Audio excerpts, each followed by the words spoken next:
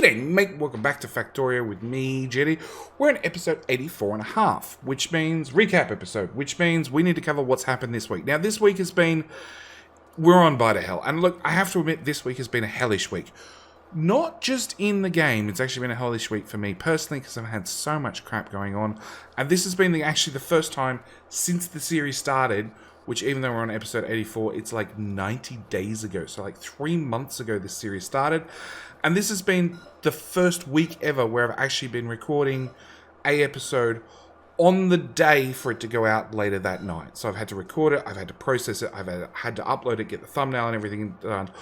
Which I wouldn't say is stressful, it's just, okay, it's a little bit stressful, but it's mainly really, really annoying. It's really, really annoying that somewhere between kids' life, you know, just everything that you have to do in a day, that there's no room, that you have to make the space to fit this in. Normally I like to have a couple of episodes up my sleeve, so to speak. So if anything goes wrong, I'm fine. Okay, I have an episode ready to go. It is called, you know, it does have that hashtag down the description, Daily Factorio. And if I start a series that has Daily Factorio in there, you're going to be pretty much guaranteed it's going to be Daily Factorio. If I'm sick, well, I should have pre-recorded. And I should have enough episodes pre-recorded that it doesn't matter if I'm sick. If I didn't pre-record, well, I'm going to be recording episodes while sick, which has happened before. What is that belt? Sorry, completely sidetracked already. That's a stone belt, which is fed by...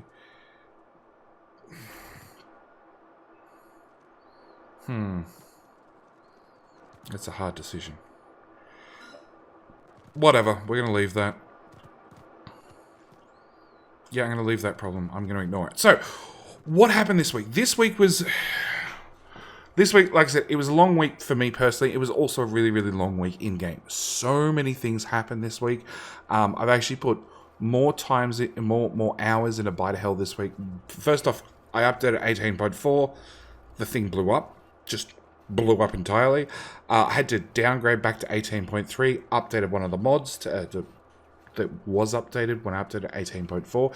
It blew up, had to downgrade mods. Lost all the mod settings, had to recreate all the mod settings. Yeah, just generally not a good week. On top of that, physically in bite of hell. I listened to your guys' comments, because I do read the comments. I might be a little bit slow, I might be a little bit late, but I do get around to reading all the comments eventually. And I will very much say it is eventually. It takes time, okay? Each time I sit down and do a run through the comments, I literally lose 6 hours of my day, which I'm happy to do, but, you know, it just means that it takes me a little while to get to them. But I listened to the comments, and many of you suggested that I use Upgrade Planner and do the whole base. Get rid of all the yellow belt, all the red belt, all the blue belt, go straight to purple. Well, you didn't actually suggest I go straight to purple. I went straight to purple. But get rid of all the old belts at the same time. What else? Make sure I get rid of all the yellow inserters, which I think I've done. I think there might be some odd ones laying around. Actually, there are odd ones laying around in, like, smelting blocks. But that's okay. Got rid of all the pipe Mark 1 and went straight to Mark 3. Where's our upgrade planner? This is our upgrade planner. So we got rid of all the yellow, all the red, all the blue belt, all the green belt as well. We went all purple all the way through. Got rid of all the pipe 1,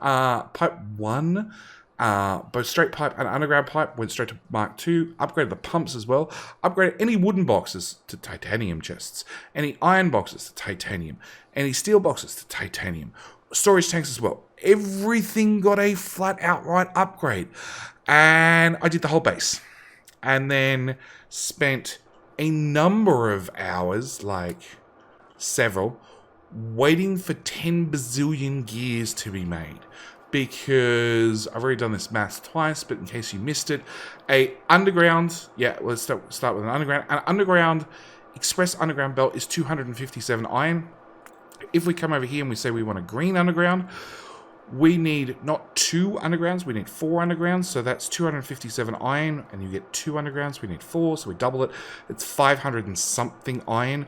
We add 80 iron on top of that, so it's like 580 iron.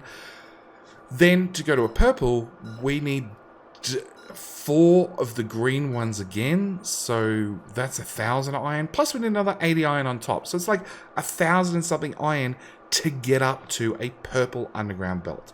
Normal belts aren't much better. Blue belt is only 31.5 iron, which actually seems really, really cheap. And then it's 10 more and 10 more. So purple belt itself is really, really cheap. It's the undergrounds. The undergrounds kill you. Even splitters. Splitters are, again, fairly cheap. 86 iron. If you come into Factorio Extend, we add another 40 to that. Add another 40 to that. So we add another 80 iron and 100 copper. We go back to the original. Like, 160 iron with 180 copper, really not bad. It's the undergrounds that kill you, which meant after upgrading the whole base, I was stuck waiting forever for our gear machine to run. Our gear machine tried its absolute hardest. The poor little machines over here, over down here, hang on.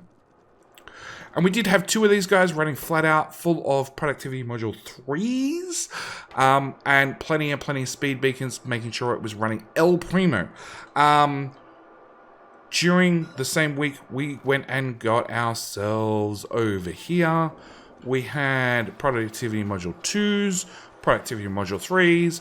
We went and installed another mod, Factorio Extended mod, got ourselves productivity module 4s, with some 5s, with some 6s. A productivity module 6 does a 34% productivity. At the same time, we did the exact same thing for speed modules, so we now have speed module 6s as well, which have the ridiculous speed of 170% compared to a good old speed 3 module of 50%. So stupidly fast. Which meant our poor little gear machine, which got upgraded to a top tier assembler and then given the lovely productivity modules, takes in 120 iron and actually spits out 141 gears. We actually, and don't forget, it's 2 iron for 1 gear, so we're over 200% total productivity.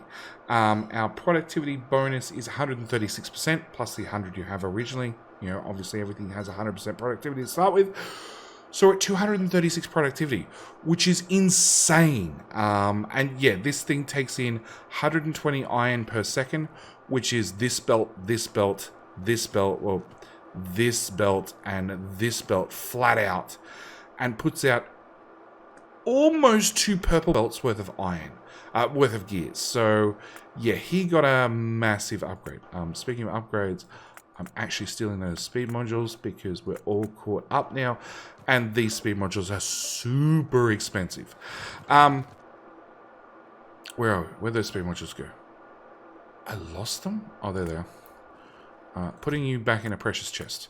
Okay, so we got that done. We started making these lovely modules, which meant a couple of things. One, we had to build and extend this. This is the red circuits, the green circuits we were working on previously.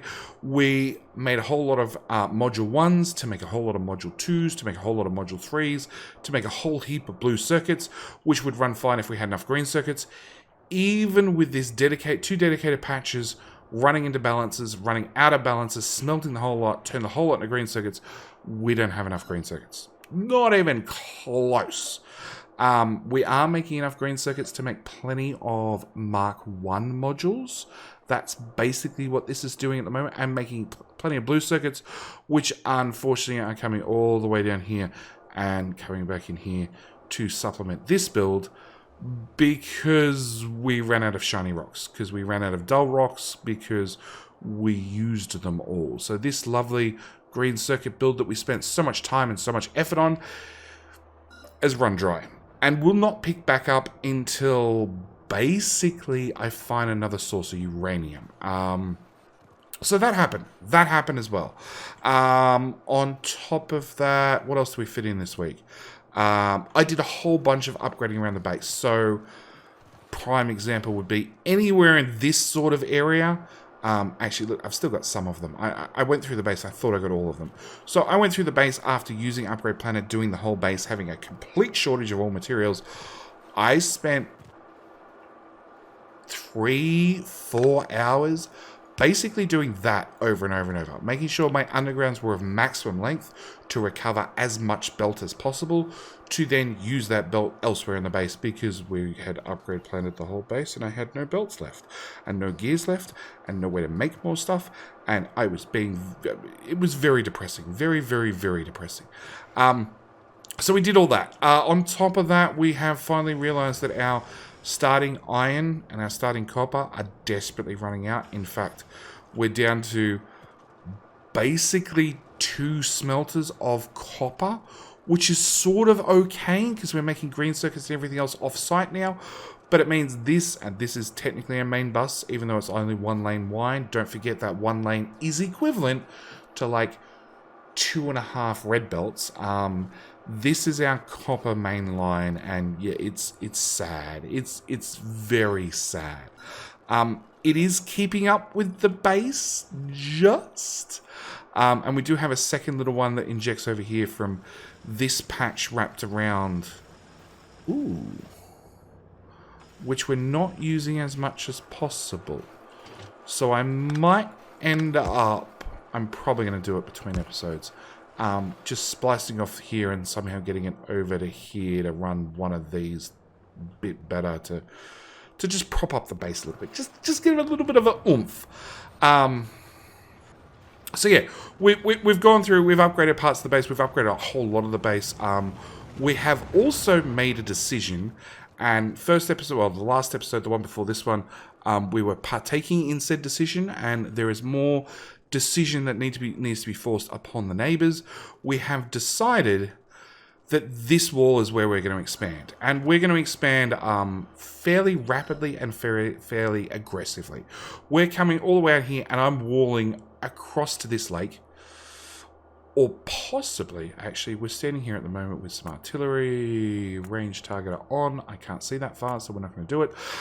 We're going to aggressively expand out to this wall. At the same time, we're going to aggressively expand from this lake down to this, like, water mass here. So we're going to expand right across here as well.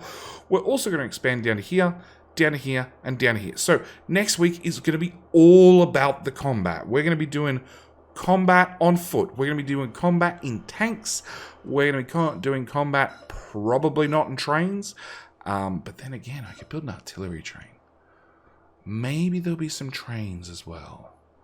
I wouldn't mind trying some trains. Like bring a train down. It have to be over here because we've also decided that this area has no ore in it. So really this biter base, which looks like the prime target, I want to turn into a giant zoo. So that's also high on the agenda. I want to surround this with walls and then goop processing and lots of lasers and everything else. Because I'm figuring if we turn on pollution, it's already been blanketed by the base. If we're mining here, here, here, and here, hopefully it's going to have enough pollution, you know, rolling over the area that we can just have lots and lots of biters being pushed out of it constantly, which we can farm. Because yes, I'd love to farm biters. I'd like to farm biters en masse. So yeah, what else? I think that's pretty much it. Like I said, it's just been a long week with lots of little things that had to be done. The base is definitely running better. We've also started using our awesome productivity modules in the silo. We worked out that we went from... Oh, we also had the 100th rocket launch of this series, and already in less than a week, we're approaching... Well, half a week. We're approaching rocket launch number 150. Yeah, we also worked out that rocket-wise, normally in a rocket silo, you put in 4 productivity module 3s, and you only need about 720 rocket parts. Because the productivity module 6 is so overpowered, we actually only need 440-ish rocket parts to also launch a rocket, which is a little bit crazy. What are you waiting on? No, you're absolutely ready to go. You're just being lazy. So yeah. No, I have too much space science. I have too much rocket science. Okay, what else? I think that's it for the week. Like I said, there was lots of little upgrades, lots of little things. expansion is really high on the horizon. We're going to have to build in some new walls. These trains I set up ages ago to expand with. Nah, not having it. We're going to have to build new babies. Oh, that was the other thing. We also experimented finally with... nope, it's down at Blue Science. Hang on, we'll just walk our way through the base. Blue Science. We started making fireball powder for fireball turrets or towers, which people have been telling me for a long time in the comment section to play with. And of course, there are no biters coming in currently. Of course, there is not. These little puppies do... Where are we? Damage like 530 fire. Nope, we've fully maxed them out. They are as good as they're going to get. But on top of that, they have an area effect size of 10. So actually launch out and then do a little like burning effect around them. With like 270 fire with like 100 damage worth of explosion. They're not so good at hitting biters, but they're really, really good like the flamethrower turrets of lighting up the area behind them. So if you have very, very large attacks coming in, they're good at thinning out the masses. Not so good at actually getting the kills, but, you know, I'll settle for some thinning out some masses. Especially as Dead Set, the base is constantly under attack. We're constantly losing robots, walls, and Category 7 biters, which are becoming much, much more common. No, they're Category 5s. That's pretty boring. This will just be dead. Boom, boom, boom, boom. Dead. These guys, these really, really big Category 7 guys, will just stand there and munch at the wall. They really don't care. They were happy to stand under laser fire and flamethrower fire. Yeah. I think there's a Category 5 in there as well. Like, they've gone through the first wall. He's standing there. They've gone through like 2 or 3 wall sections, and that was a fairly small attack. We get way bigger attacks. I've looked over and found out that like a quarter of or half the wall is gone.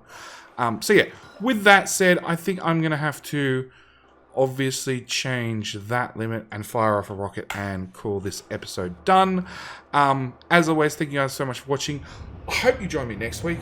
Next week should be a whole bunch of fun with a whole bunch of combat. The question is always, when it comes to combat, who's going to die more often, me or the biters? It's always a 50-50 chance. But yeah, with that said, I'm out. Thank you guys so much for watching. Do hope you're enjoying, and I'll see you guys in tomorrow's episode. Alright, bye.